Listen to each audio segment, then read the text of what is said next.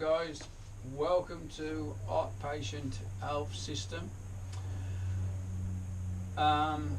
Today I'm going to be talking about, first of all I'd like to thank everyone who's tuning in. I'm going to be talking about a stressful transition period if you've had a heart related problem, recently diagnosed or otherwise. You may know some family member who's going through a heart-related condition at the minute, or just been diagnosed with that. This is for you. This is for you. Okay. Now, in the early days of my research, I came across a body of work from a professor of a Gothenburg University.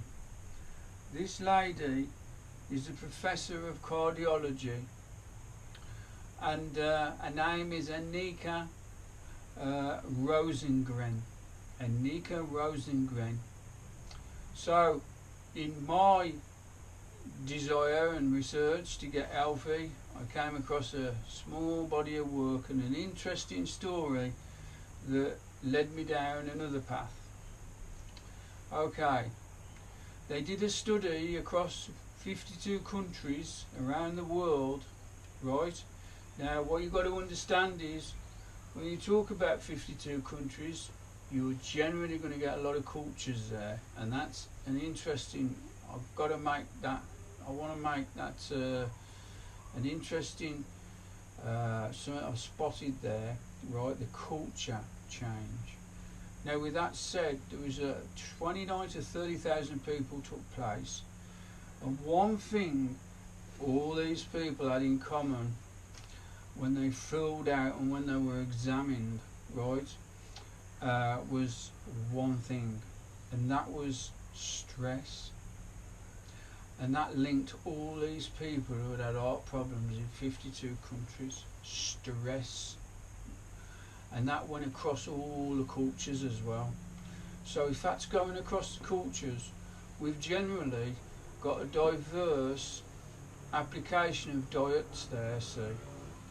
If you can imagine, India was one of the countries. Now, I don't actually know the countries, but if you can imagine India, where they use certain spices, and then Asia, where they're using other spices, and then maybe France, So that's an interesting point there, and that got me doing more research on stress. How does that apply to you? Haha, great. That applies to you because you're currently in that stressful situation, and we're led to believe that while you're in a stressful situation, you are 3 times more likely to have an heart-related event than someone who's not in a stressful situation.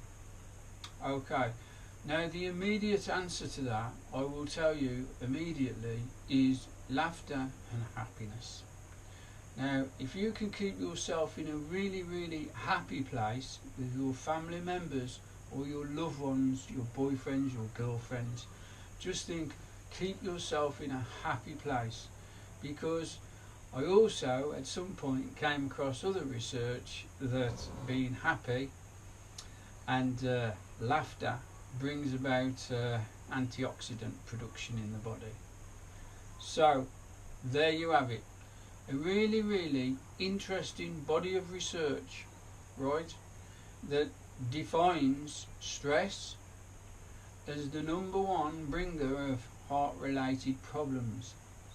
Now, obviously, a lot of people don't think you can measure stress, but you measure stress through the sympathetic and parasympathetic nervous systems.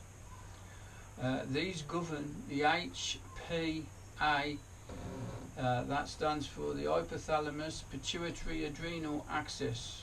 These two systems run this axis, and that's where you measure stress, by raised cortisol levels.